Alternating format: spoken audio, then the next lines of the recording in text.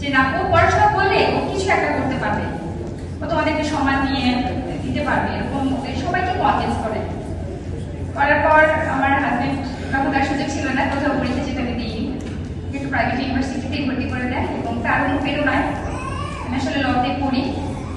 তখন আমার সবার কাছে এটাই শুনতে হয়েছিল যে আমার ইউনিভার্সিটিতে কোনো জজই হয় না, আমি খামোখাই জুডিশিয়ারির জন্য প্রিপারেশন নিতেছি, এগুলো আসলে হবে না, কিছু হবে না, টাইম ওয়েস্ট, সময় নষ্ট, এগুলো আমাকে অনেক শুনতে হয়েছে।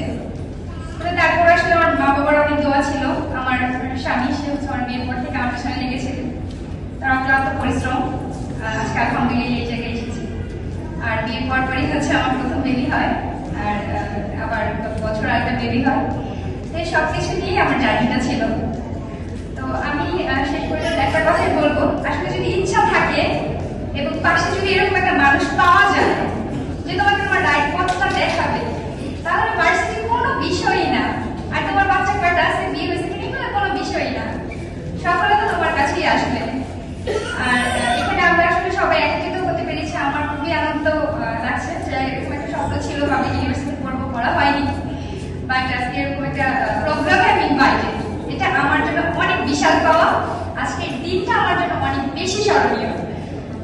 সর্বশেষ হচ্ছে সবাইকে অসংখ্য ধন্যবাদ, স্যারকে ধন্যবাদ। আমরা যাতে আমাদের সামনের পথটা অনেক সুন্দরভাবে পাড়ি দিতে পারি, সততার সাথে নিজের দায়িত্বগুলো পালন করতে পারি, সবার কাছে সেই দোয়াই চাইবো, স্যারের কাছে সেই দোয়া চাইবো। আসসালামু আলাইকুম।